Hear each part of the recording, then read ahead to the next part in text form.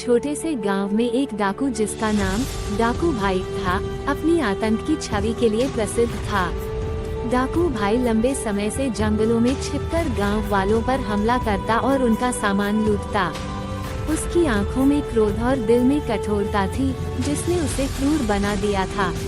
गांव के लोग उससे बेहद डरते थे और उसके नाम से ही कांपने लगते थे।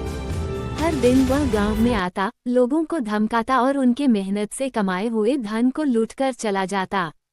गांव के लोग उससे परेशान हो गए थे, लेकिन उनकी मजबूरी थी कि वे उसके खिलाफ कुछ नहीं कर सकते थे।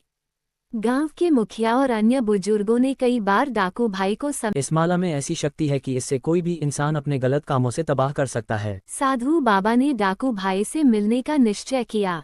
वह जंगल की ओर बढ़े और डाकू भाई से आमने सामने मिले। डाकू भाई ने बाबा को धमकाने की कोशिश की, लेकिन बाबा शांत रहे।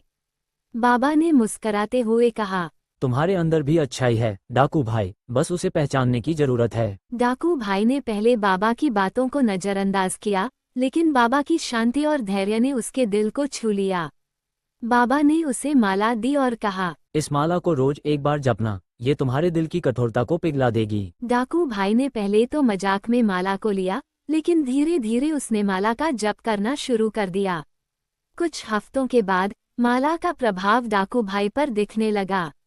उसका दिल बदलने लगा और उसे अपने किए हुए गलत कामों पर पछतावा होने लगा।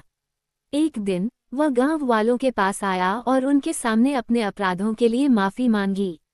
गांव के लोग उसे देखकर चकित रह गए, क्योंकि उन्होंने कभी नहीं सोचा था कि डाकू भाई जैसा क्रूर व्यक्ति भी बदल सकता है।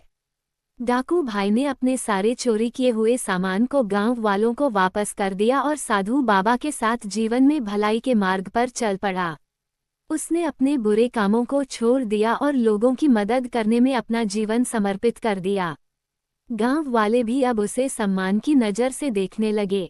इस प्रकार डाकू भाई की जिंदगी में एक नया अध्याय शुरू हुआ, जहां उसने बुराई को छोड़कर भलाई की राह अपनाई और गांव वालों के दिल में अपने लिए जगह बना ली। ये कहानी हमें सिखाती है कि सच्चा परिवर्तन संभव है, यदि हम सही मार्गदर्शन और आत्मनिरीक्षण करें।